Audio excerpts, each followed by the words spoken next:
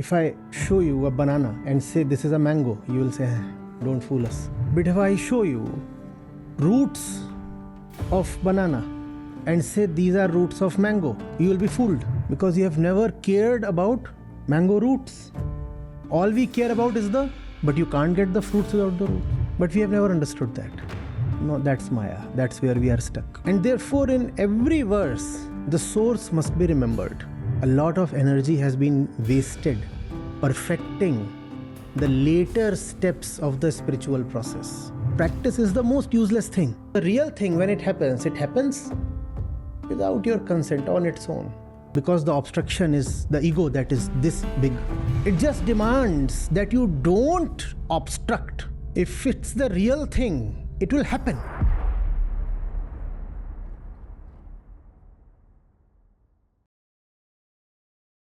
There are various ways to describe a tree.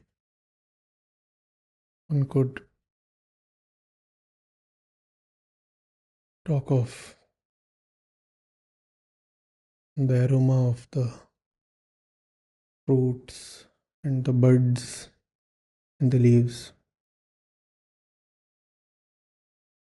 One could talk of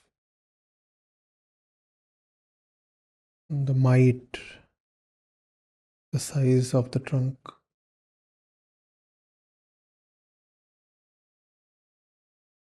One could say the leaves are just so green. A number of ways. How it smells, how it looks, whether it is soft and smooth to touch or rough like the bark, the trunk. Now one could climb it up and describe one's own personal experience, what it means to climb, how the world looks like from a treetop, in various ways.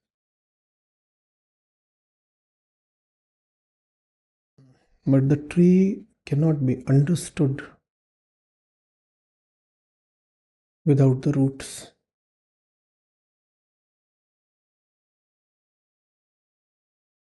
And those who are in the business of trees, you understand business? Those who are involved with trees, those who have something to do with trees,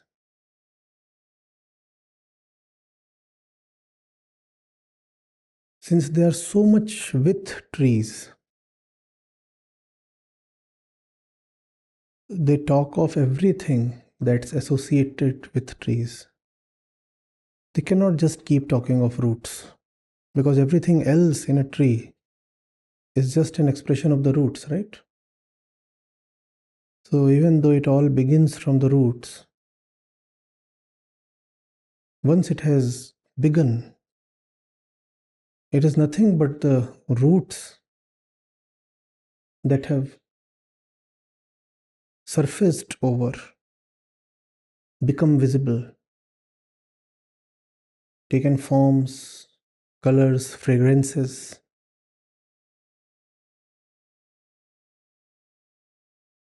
Seen how many different shapes leaves can take and sizes?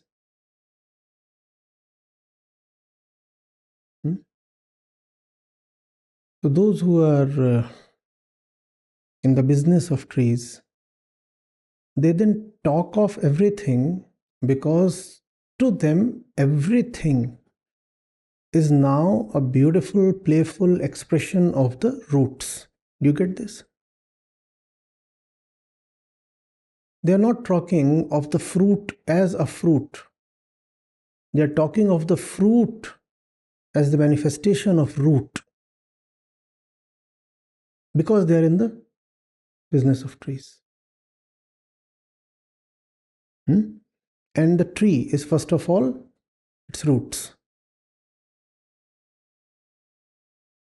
And since they know the tree, they also know that the tree, in some root-like deep sense, has nothing but roots. There are roots beneath the surface in the soil, and there are roots that have sprung up from the soil above the surface. Right? Nevertheless, everything is just roots. Everything is just roots. So they can't limit themselves to talking of only the roots that are invisible. They say, no, we'll celebrate everything. We'll celebrate that which cannot be seen, but we'll also celebrate that which can be seen, touched, smelled, held,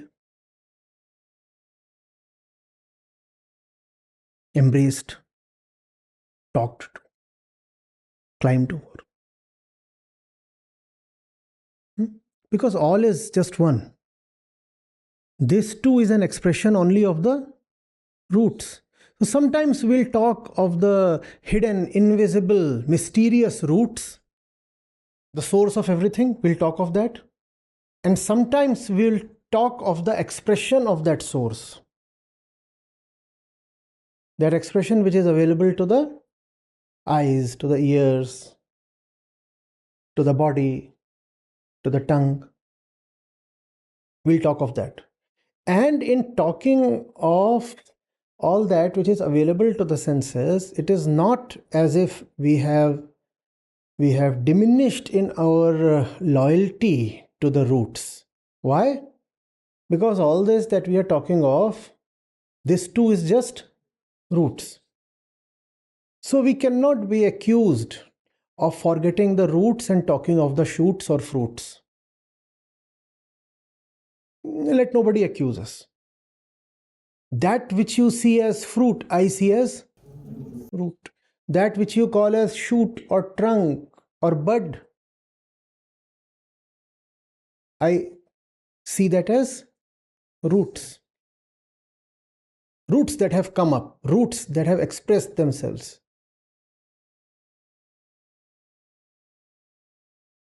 That is the position where the knowers come from. You get this? So often they talk of the world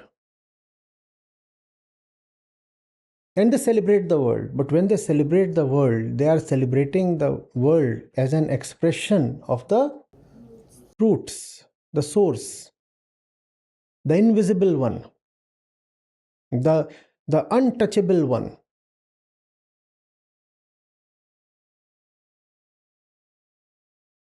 So there is the entire process, roots, and then there is the little first sprout, and you get the sapling, and and then it grows, and then it's a very tender plant, and then the entire process.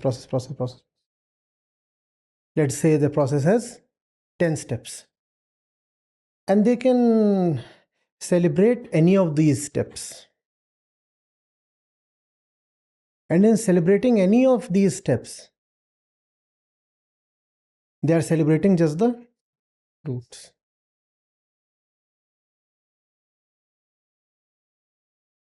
They can even celebrate the season when the tree has no leaves,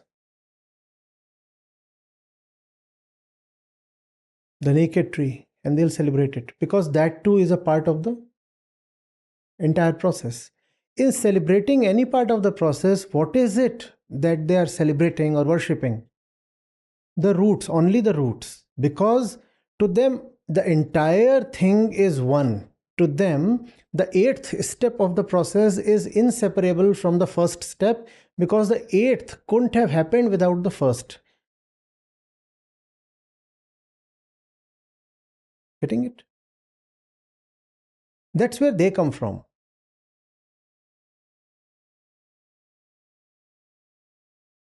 But they have said what they had to, and it has come to us. And who are we? So when they talk of step 5 to 8 of the whole process, we think they are talking of steps 5 to 8 only. And we say, well, this is what they want to say. This is what they want to say. No, they don't want to say this. They don't deem this important. Through this, they want to emphasize that which is the source, the beginning. Are you getting it?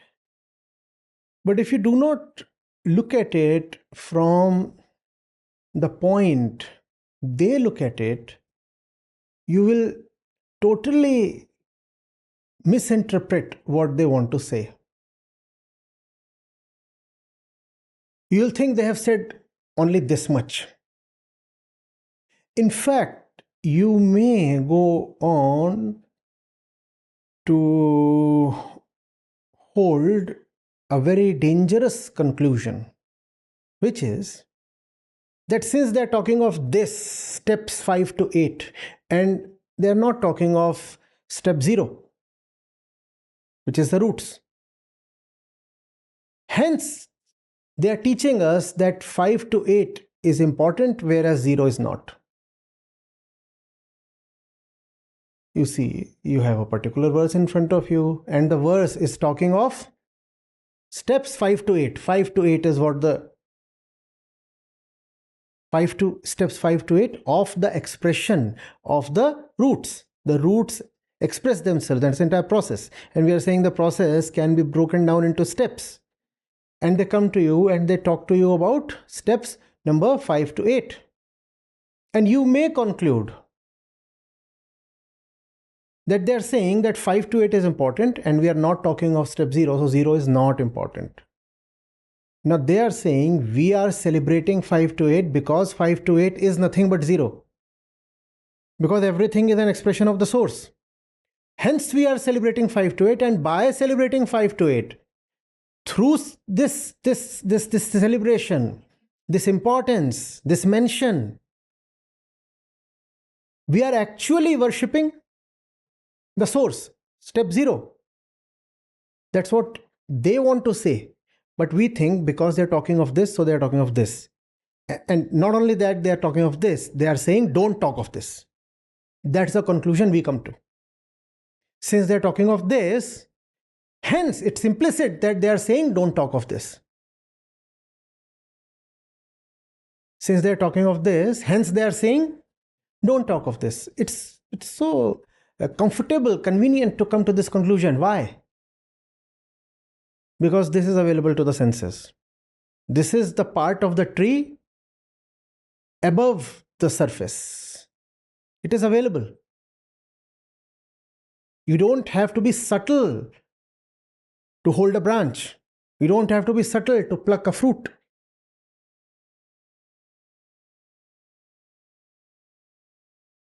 Goats, sheep, donkeys, any of these can go to a tree and just satisfy themselves.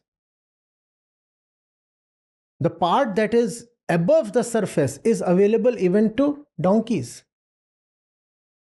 But that's not what the seers wanted you to remain. See, there is a tree, and what does the giraffe have all that long leg for?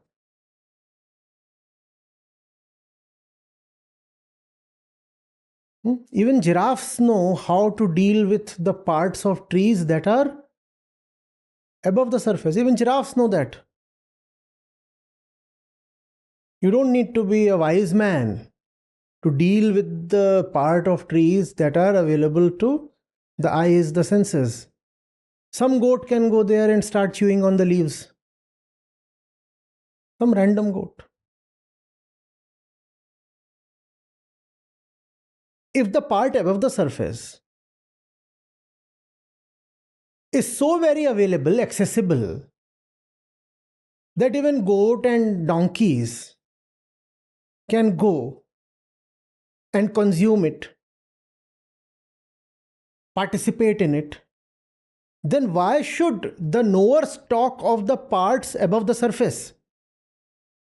Already answered, just checking. Tell me why. Because by talking of this, they are celebrating that which is invisible. By talking of the visible, steps number 5 to 8, they are celebrating, worshipping, admiring, exalting that which is invisible. Otherwise, what is above the surface is like fine. Baba Black Sheep, have you any wool? Crows sit there. All kinds of animals.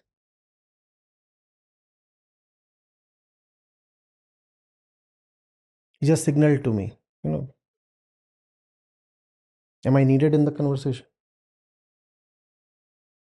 You are very much the soul of the conversation. All scriptures have been addressing nobody but you. No Krishna ever hands over the Gita to another Krishna. The Upanishads were not meant for the realized ones.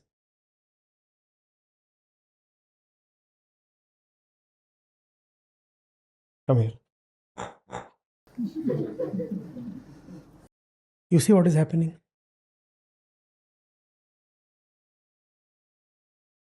If you don't see the process as one thing, then you will be fooled by the more charming steps of the process.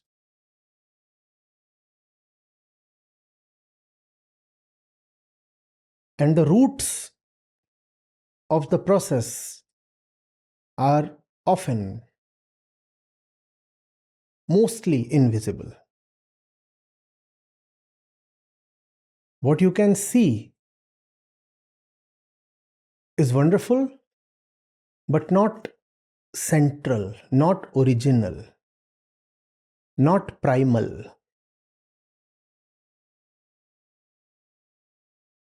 Are you getting it? If the roots be taken as the primary cause, then what you often see are the wonderful effects.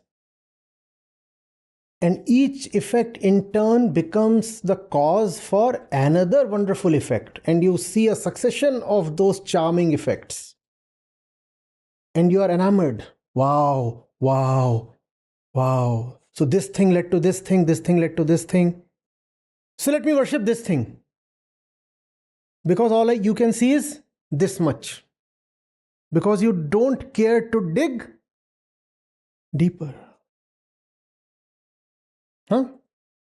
And the roots don't look charming, do they? They don't. And look at the colorful fruits. And one fruit comes in so many colors. To begin with, there is one color, then another color, then another color. Sometimes one fruit at one point has multiple colors. Seen a mango? A single mango can have red, yellow, and green, all three colors. No? Wow. Like kids, we stand wide-eyed. But the roots, they are neither colorful nor juicy. Are they? Don't spoil the fun. Huh? Carrots are for, that's what you're talking of, right? Remember the cover page of our book, Jhanulal? Carrots are for? Huh. Why did you bring up carrots? Because they are the only juicy roots.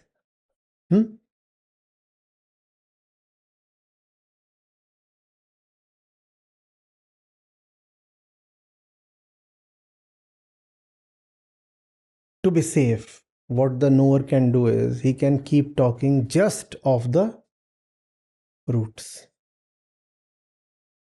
But that will not be attractive anymore to the kids. no animal will be attracted. And it is for the animals that the wise one speaks. To attract the animals, what you need is colorful fruits, inviting leaves, all those things.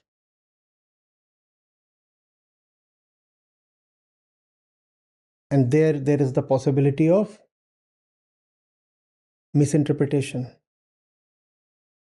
If you want to cancel that probability, then you have to talk purely of the moment you do that, you become boring. You become very boring.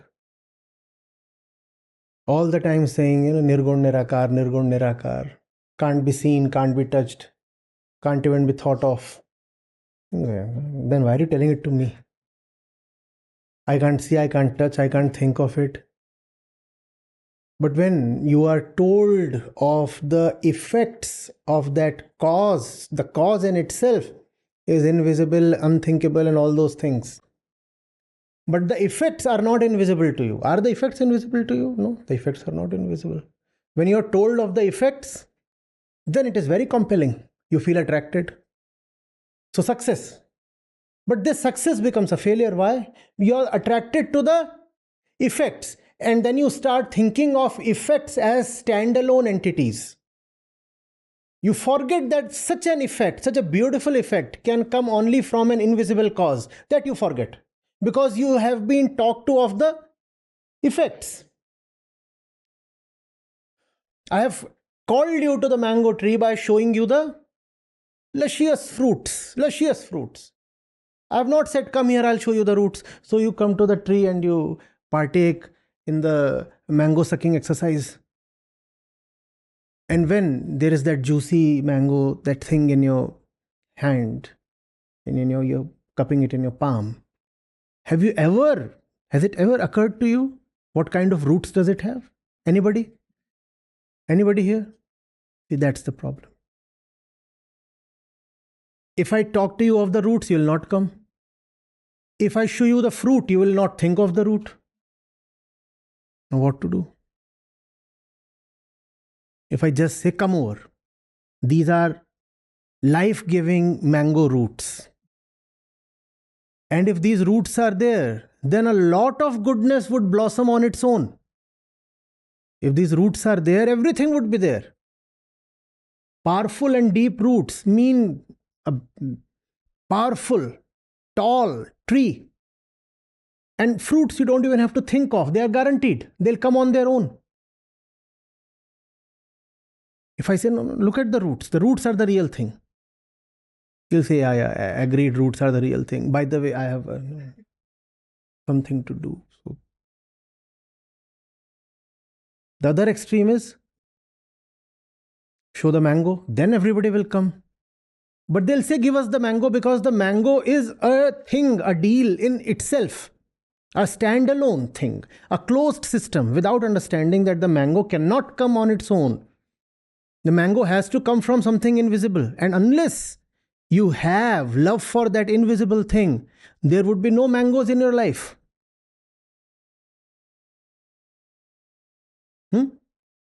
That's why we just, have a lot of shakes. What is a shake? Mango shake minus the mango. Bad one. Nobody got it. We want mangoes without understanding where the mango can come from. We want to believe a mango can drop from the skies. We behave as if a tree begins at the trunk.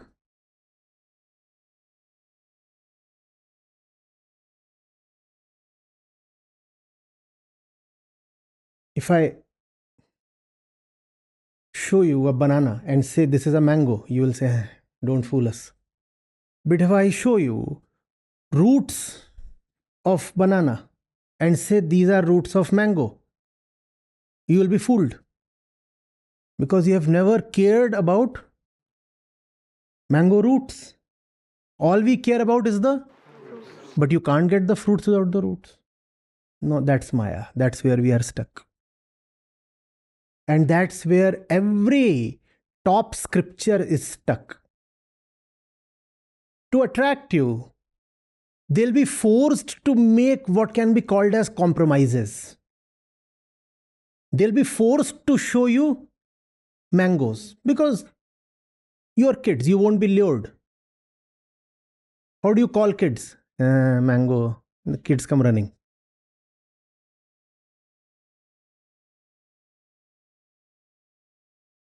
So, in a 700 shlok scripture, you'd obviously have a lot of verses that are talking of stuff above the ground.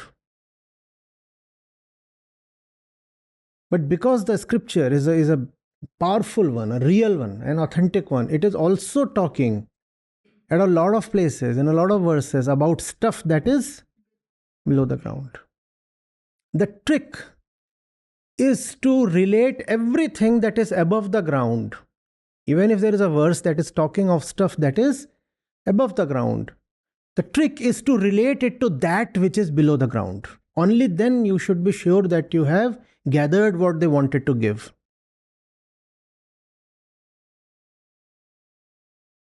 Are you getting it?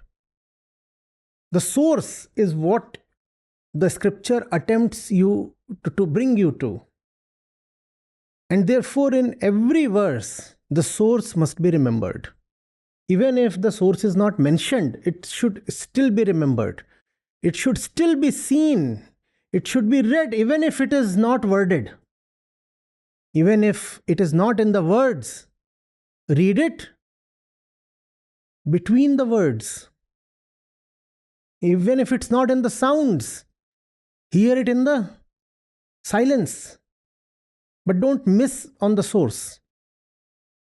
Because no verse is there to just glorify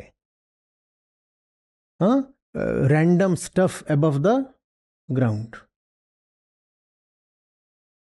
The mango is glorious, the banana is glorious, this is wonderful, that is charming. All these things, even this one knows. There is no big point in that. Getting it? Even when steps 4 or 5 of the process are being talked of, you should be careful that the process begins at 0. 4 and 5 are wonderful, but 4 and 5 should not be allowed to make me forget the 0. The true self is the source. Longing for true self is the method.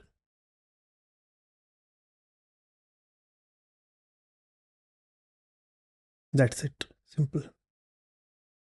All else just spontaneously follows. You don't have to plan it out. You don't have to think it through. It just happens on its own.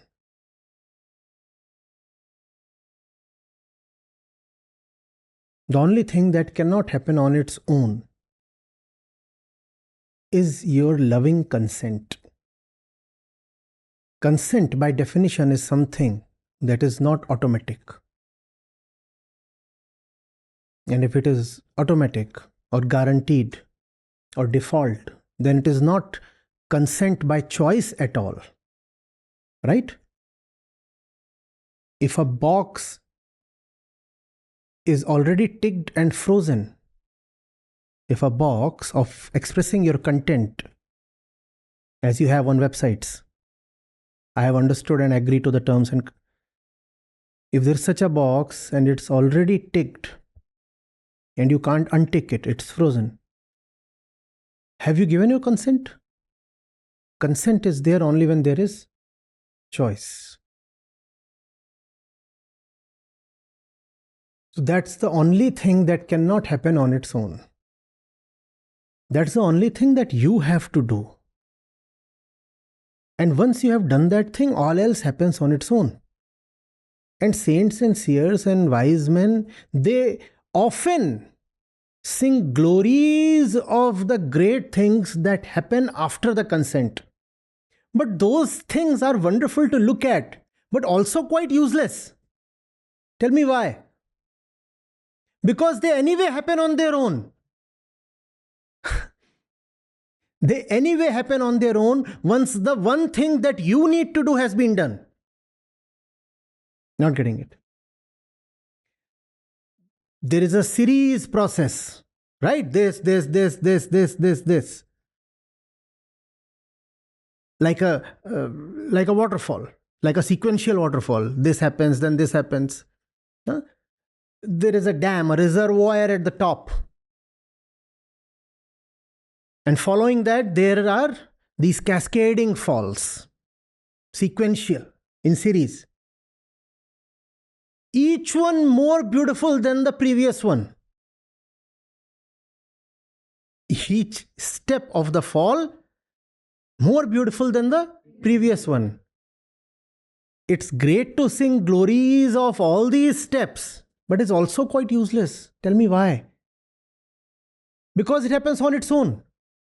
So I can be charmed when you describe all this to me, but really I won't be helped. This happens on its own. The only thing that I can do, where my consent or my choice applies, is in unlocking the gates of that reservoir. That's the only place where I can do something. And once I have done that, all this beauty will automatically, naturally express itself on its own. I don't have to do much. The only place where I matter is up there, right at the source. That's the only place where I matter and my action has a consequence, some value. All other things, they just follow. They follow. They don't even seek my permission. Oh, they are beautiful things that happen.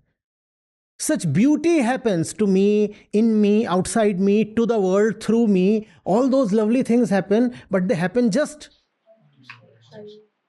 effortlessly, thoughtlessly, without any plan. They just happen. So you can picture all those things, you can videograph them, and it would look so beautiful. And one might think that the real thing is to work on these waterfalls, but you cannot work on them. It is impossible. When they happen on their own. The only thing that you can work on is your loving consent, your choices. That's the only thing that's of any consequence in Adhyatm, in the whole field of spirituality. All else is just description of the tree. And description of the tree doesn't help. It can charm. There's such beauty in all the spiritual songs. They're so alluring. So they can call you. They say they seduce you. All that is fine. But they can't on their own help you. They can't on their own help you. But they help you in an indirect way, nevertheless. What is the indirect way? Once you come to them, if by grace your curiosity is piqued, your inquiry is aroused, then you can go to the roots. And that was the intention when all the beauties were described.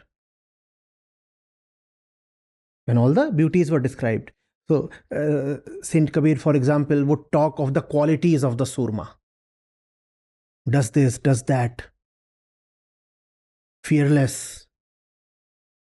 Purza kat mare tabhu na chhade ke. All those things. And you say, oh, I'll also do that.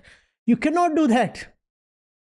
He's describing the blossoming, the final blossoming of the tree. How can you have the final blossoming of the tree if the roots are rotten?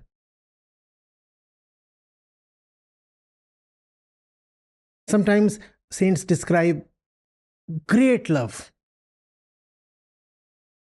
Ghadiyali diyo nikalni. Let time stop. The beloved has arrived. And you feel like saying, no, I too want to participate in this. No, sir, you are ineligible. You can't. What Bulle Shah is describing is the final thing. It's beautiful to read, lovely to listen to, but in some deep sense, it is also useless. Because when it happens on its own. Just by singing that song, you will not come to the point where that song, that effulgence, just mysteriously springs forth. You can train yourself well. And there are professional singers who can sing that song so well. Even Bulle Shah couldn't have sung that well. Mirabai wrote something, and today you have women who sing it so beautifully, when Mirabai would be awestruck. But you can sing it beautifully, professionally, with a lot of rehearsal, with a lot of finish. That doesn't make you Mirabai. Do you get this? Because to her, it came on its own. She didn't rehearse. It was an expression of her being. To you, it is a rehearsed thing. It is not your being. It is just your vocal cords. You have trained them. And you will practice it 40 times. She probably uttered it spontaneously.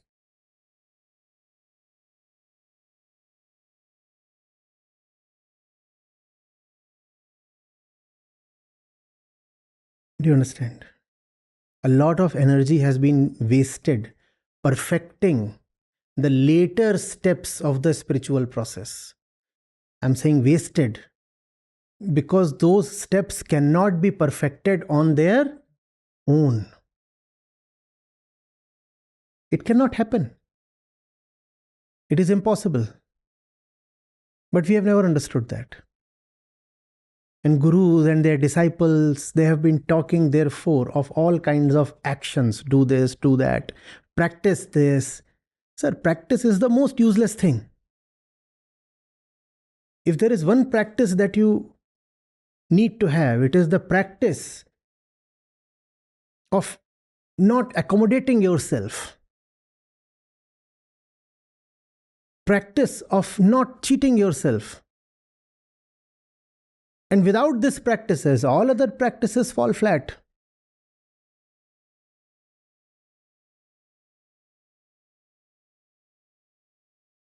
Getting it?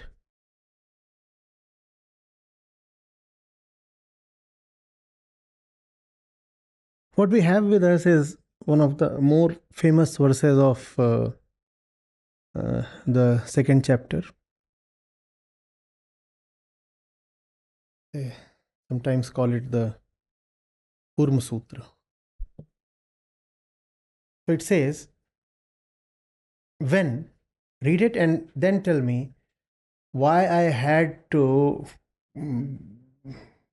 create this long, a 40-minute long background to enter into this. When, like a tortoise that withdraws its limbs from all sides under its shell, a person withdraws all his senses from the objects of the senses, then he is firmly established in wisdom. Pragyapatishthit. So the analogy is quite visual and simple. Just as when a tortoise perceives some kind of danger, it just recedes, shrinks into its shell. All you will find is a shell. So the 4 limbs plus the head plus the tail, nothing would be visible.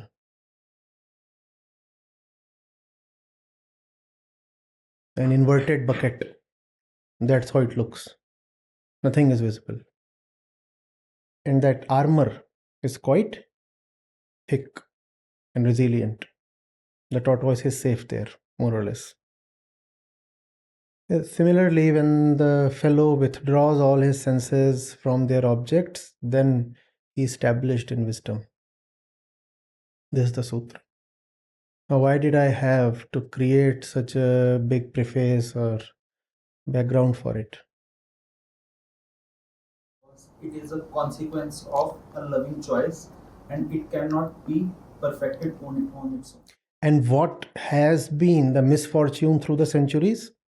We have been trying to emulate it. Right. So now please tell me how this can be commonly interpreted. Restrict yourself from the object. Yes. To bring you to this point, I had to Control your senses. Yes. Yes. So this verse can be very easily misinterpreted to mean that you need to control your senses when a charming thing appears there. Just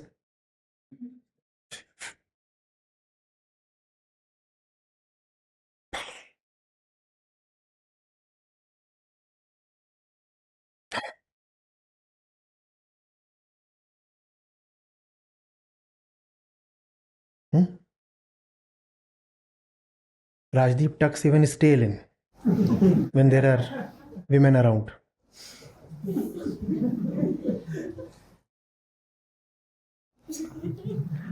Who asked you to sit right here and catch my attention? If you don't want me to throw barbs, then hide somewhere there. He would have proven the best disciple Babaji can have. Some unfortunate moment he strayed this side. And since then I have been having fun with him.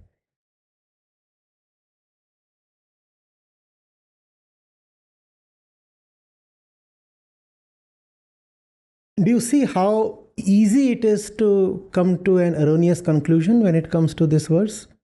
Please see. Please see.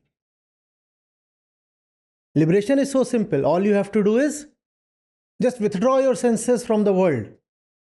And that's what has been mostly taught, and that's what the so-called religious man has been doing. And therefore all he gets is hypocrisy and failures. Because this cannot be done. It is impossible to do this.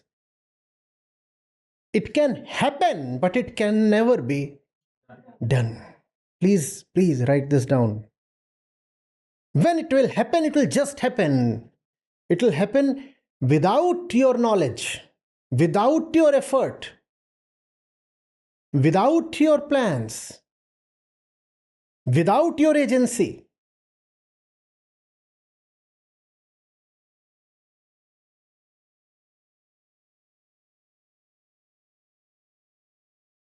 You'd have shrunk into your shell and you won't even know that. That's the hallmark of the real happening.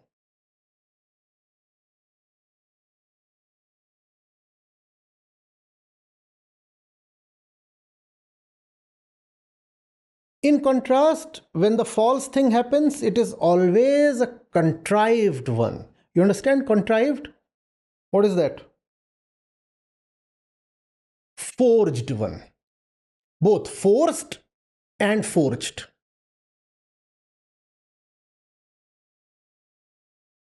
So very effortfully you will be that's not happening. But you're trying your best and it still cannot happen. It is impossible for it to happen. So ultimately you turn a hypocrite and say it has happened when it has not happened.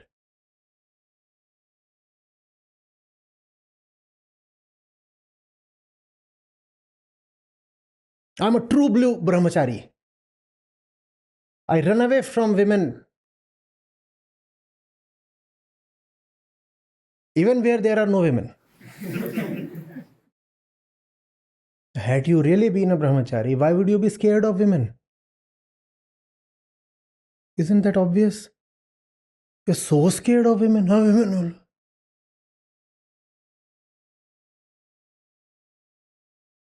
But you are withdrawing because that's the most charming object the senses of a man, a male, rush to. And vice versa. When it comes to women, the senses are towards men. When the real thing happens, it happens without your permission. You give your consent just once, and after that, your consent is not sought. Just once. Just once. Because you know what is the consent you are giving? You're giving your consent to being enslaved. And once you have been enslaved, who will seek your consent now? You're a slave now. Whose slavery am I talking of? Just once you say yes, and after that, nobody ever comes to ask you anything. Beautiful things then just happen on their own. Or you could say it is your consent to your death. Once you have signed your consent for your disappearance, would you ever be sought again for your consent? No, because you're already disappeared. You're already gone. Who exists to say yes or no now? Are you getting it? So the real thing, when it happens without your consent on its own. Somebody else might notice, you will not notice.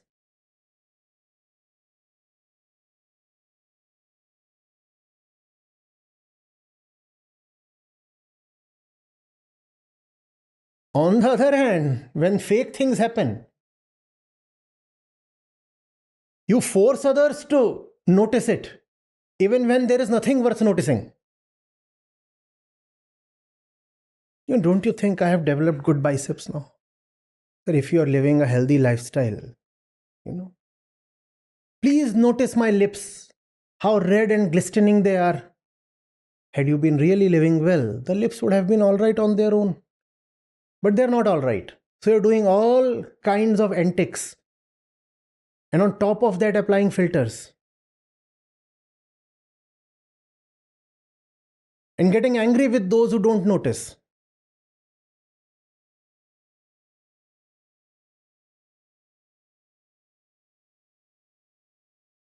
Are you getting it?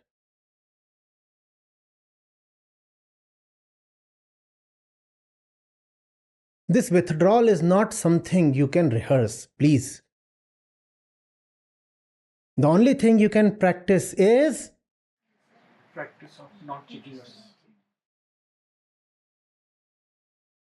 internal honesty.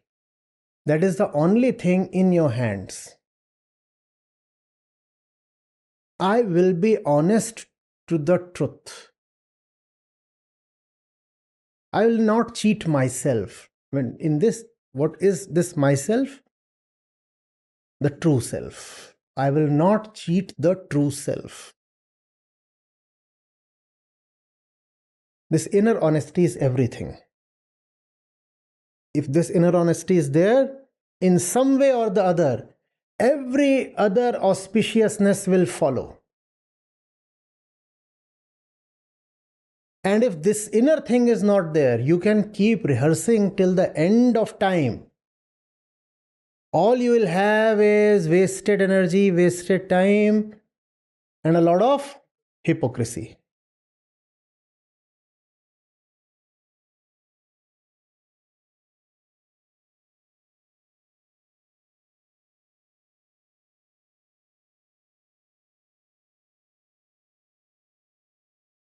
So he does not do this. Repeat with me. He does not do this. The wise one, the one established in Pragya Pratishthit. He does not do this. It happens. It is a sign. It is an outcome. It is an effect. It is a symptom. It is not the cause. Huh? Even if it looks like a cause, there is a cause below this cause, and there is a cause below this cause, there is a cause below this cause. And spirituality is about addressing the root cause. If you don't address the root cause and keep addressing intermediate causes, then you will not go far. Getting it? I don't want to come with you. Why? "No, I don't have nice sandals. I don't want to come with you." And you look at her sandals. And they, in fact, look broken. Hmm? And you bring her a new pair of sandals. So, right, that was probably a cause. She was refusing to come with you. Was that the root cause? Is there love? Had there been love, probably one would come barefoot. So by bringing her the sandals, you have in some way addressed a superficial cause. But that's not the real cause. Real cause is there is no love. Loving consent is missing.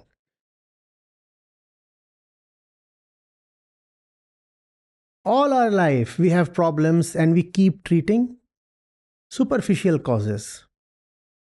And those treatments bear some results, fine. And we say, see, how smart I am. Brought her new sandals. The kid was sulking, gave him some money. And when you give the kid some money, maybe the kid, for a moment, does feel good. Was that the real cause? Maybe the kid needed a father more than money, or a friend more than money. But when you ask him, he would say, I'm not good because I don't have money. You give him money. Is money a cause? Yes, it is. Is money the root cause? No, it is not. Because when there is a process, every step is a cause. And every next thing is an effect of that cause. Right? Don't get lost there. Address the root cause, the source, the srot, the adi, the udgam. And if that is addressed, the wonderful thing is you don't have to address anything else. That makes the liberated one the smartest one. Did one thing and never had to do another thing.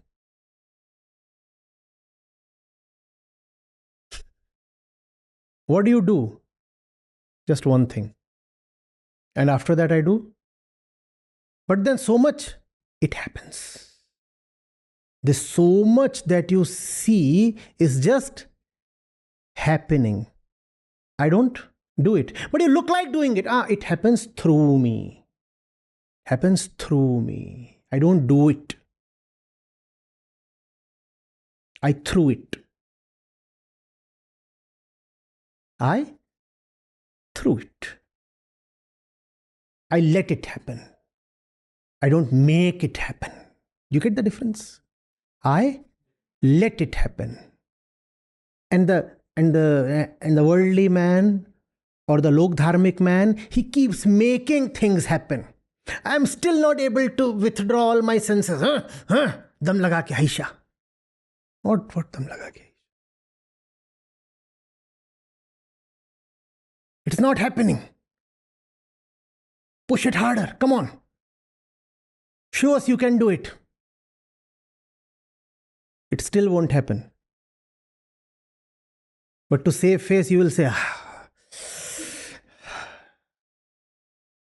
today I succeeded. Goodness, these things are just so tough. A hard nut to crack. There is no nut to crack. You are the only nut out there. Crack yourself. That's all.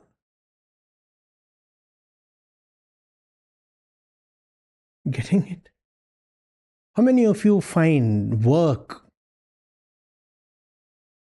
very effortful, very demanding? Please tell me, how many of you get tired? You see where the whole thing is coming from.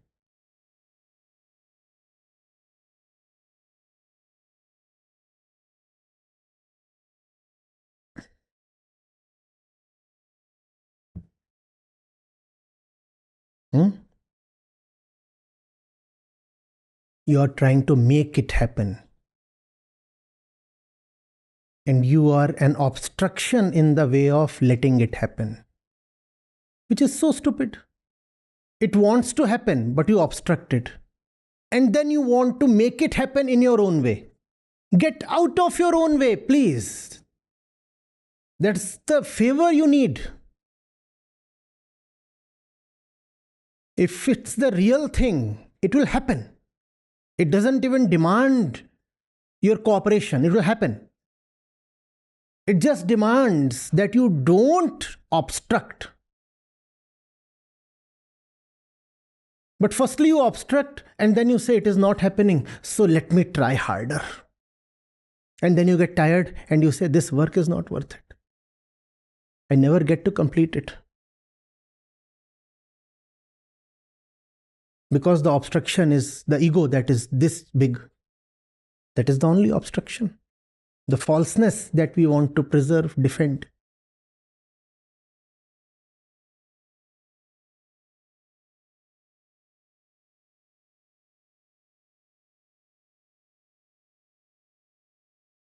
Equally, the Kurm Sutra could have been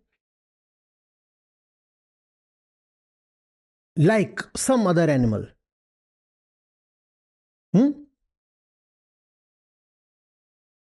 That becomes really still on perceiving danger.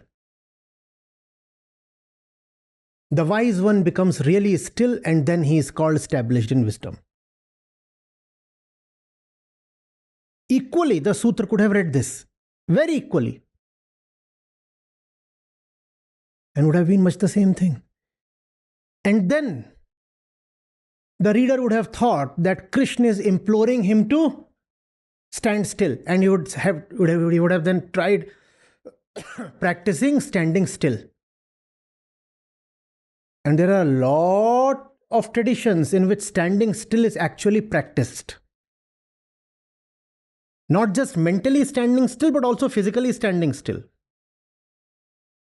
Stand still. They say this is the most difficult thing in the world, to stand still. And all kinds of glories are attached to stillness. And stillness is actually glorious, but not the cultivated and rehearsed kind of stillness. That is nonsense. Silence is glorious, but not silence of the kind where you are on an agenda. No, I'm going to be silent for the next 48 hours or 2 weeks. That's nonsensical.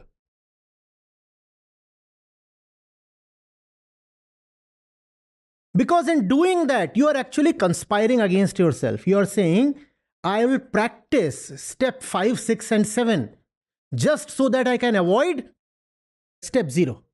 Do you see how these are subtle conspiracies? Far from being spiritual, these are the things that rally against real spirituality. By doing all those things, you start thinking, I am spiritual. But actually, by doing those things, you have very cleverly avoided real spirituality.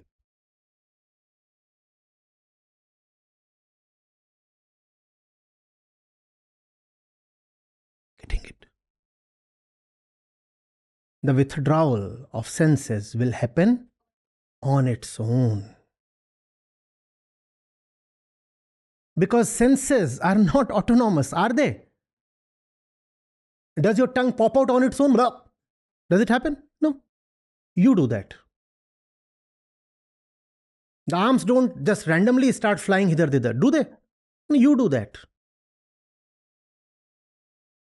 No sense is autonomous, at least not fully autonomous.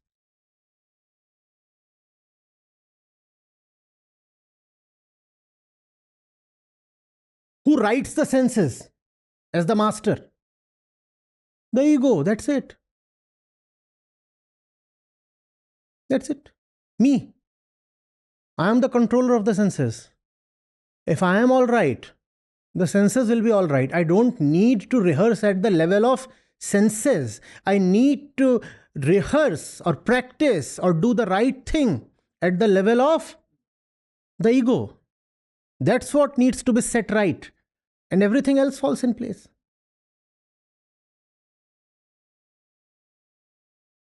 But when you don't want to address the root cause, because because you want to actually defend it. All that the ego does throughout its life is self-preservation. No? I know I am false, therefore my sole business is to somehow defend myself. When you don't want to address the root cause, you give yourself some other kind of entertainment. Spirituality is that entertainment, which is designed to fail, which is designed to never succeed, but to give you the moral satisfaction that you are a good man. You're not a good man. You're a very cunning man. You're avoiding the real thing deliberately. Don't say, no, but all are trying in their own particular ways. No, this is not a particular way. This is a very cunning way. Because there can be only one way, because you are one thing, not 50 things. And because there is just one thing that you want, not 50 things, so how can there be 50 ways? There can be only one way. But by doing all those random other things, by talking of the twigs and the leaves and the insects on the leaves, all kinds of micro things you engage yourself with just to avoid the real thing.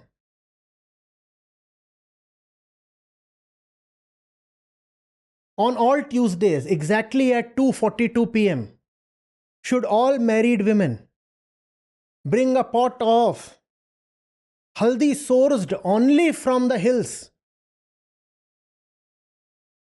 Micro details, so that, and if you do that, then all kinds of prosperity and auspiciousness would befall your house.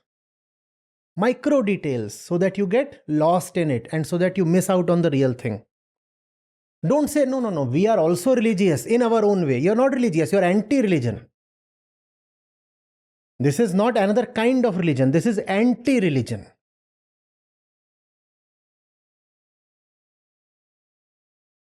The mark of the real scripture will be this. What is this? One. Ek.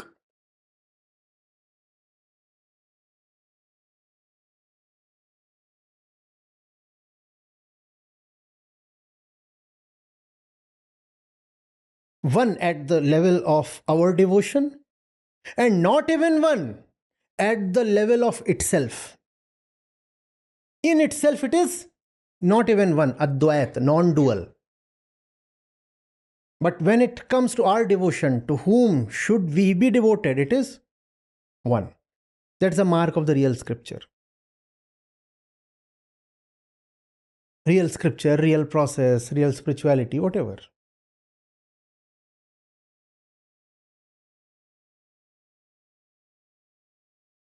When you are devoted to the one, beautiful things will come to you. But don't care for those beauties. And then even more beautiful things will come to you. But you never care for them. Care for the one. If that one is there, all these beautiful things will keep coming on their own. Don't ask for them, don't demand them, don't just push them away either. If they have come, they have come. That's fine. That's fine. Indriya Nigrah will happen. Yoga will happen. Sannyas will happen. Tell me of any lofty thing and it would happen. Even material prosperity can happen.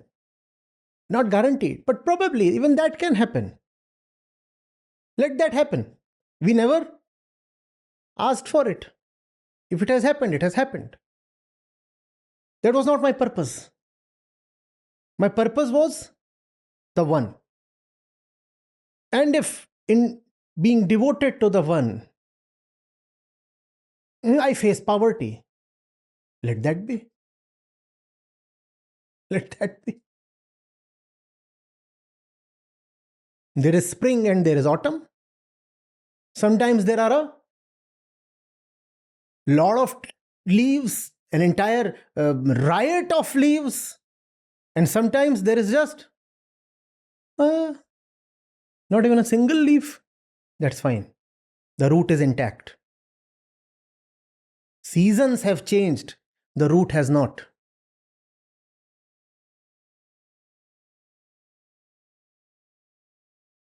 Hmm?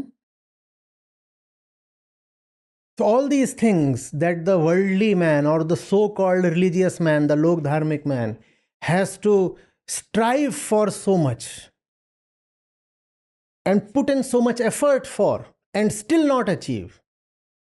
The truly spiritual man achieves them without doing, without effort. And when he achieves them, he does not even notice. He does not even come to know that he has achieved because he never cared or bothered for these things. He cared or bothered only for the one. So when Mano Nigraha happens, it's fine. If it has happened, it has happened. Real brahmacharya then happens. He does not even know that he is a brahmachari. You ask him, so you are practicing brahmacharya? He will say, no, I practice nothing. If things happen, they happen. I don't even know what is brahmacharya. I'm in love, that's all.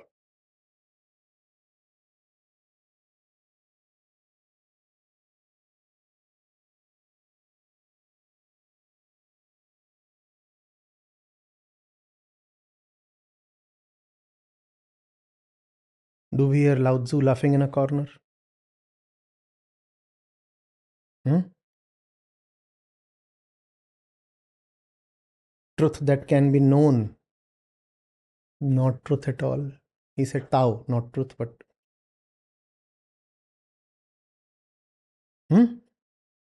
love that is practiced is not love at all. Virtue that is scripted or known in advance is not virtue at all. All kinds of fruits we find on this tree: virtue, compassion, love, honesty, courage, kindness, realization, insight. All kinds of things are there. They come on their own. They come on their own and you don't even want them. Yeah, I don't want to be virtuous. And you are supremely virtuous and you are saying, I don't care to be virtuous. Take away all these virtues. The pinnacle of virtue. When you say, I don't even,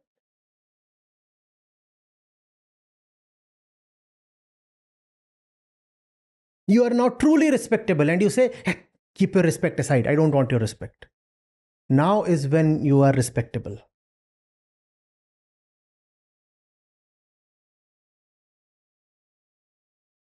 Are you getting it?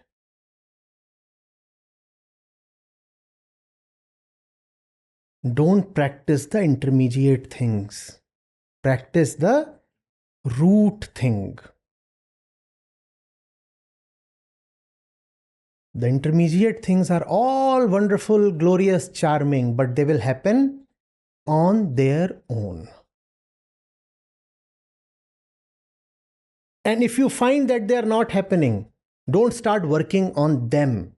Start working on the root thing. If you find that your senses are just too drawn towards the world, don't start working on the senses, start working on yourself.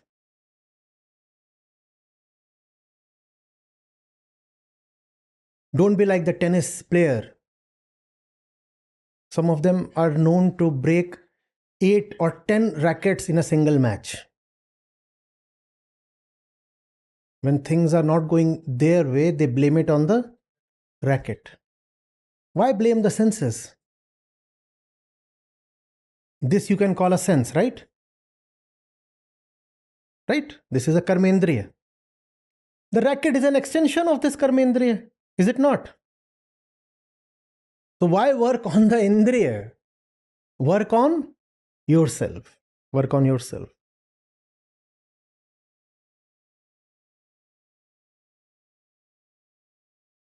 Let the indriya be. Yesterday, some of you were wondering what is the nada for. And I was wondering, how come you are wondering? Today Sri Krishna has come over to explain the question asked yesterday.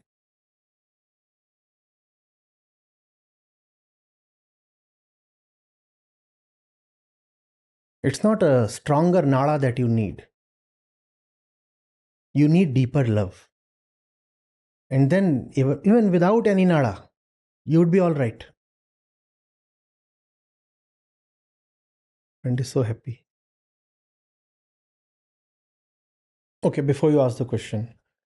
So, let me take you step by step from the source to the point of the tortoise. So, the source is love for the truth, and therefore contempt or despise for all that is neti neti. So, proceed step by step from there to this point. Show me how we will reach there. If this is there, if the process of niti niti through self-observation is there, from there, how will you reach this point?